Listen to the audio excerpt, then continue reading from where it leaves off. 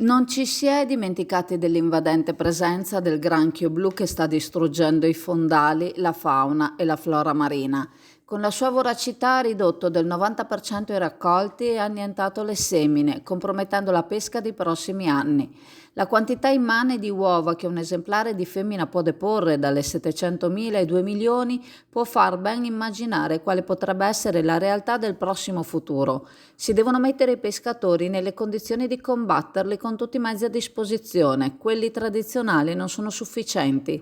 È Marco Dolfin a dirlo, consigliere regionale dell'intergruppo Lega Liga Veneta e capo dipartimento pesca per il partito in Veneto. I contributi non sono sufficienti, serve ben altro, afferma, ricordando che lo streghiero, l'attrezzo più efficace, è stato bandito in mare in quanto considerato pesca a strascico e quindi dannosa per l'ambiente.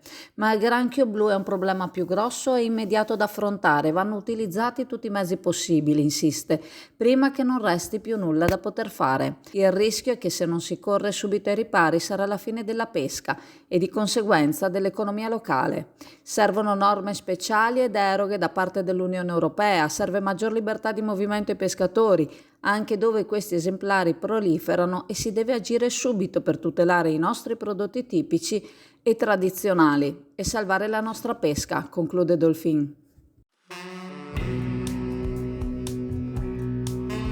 Osteria Veneta, per gustare dell'ottima carne in un ambiente rilassante. Nuova gestione in via Brondolo 21. Prenota chiamando il 349 875 7579.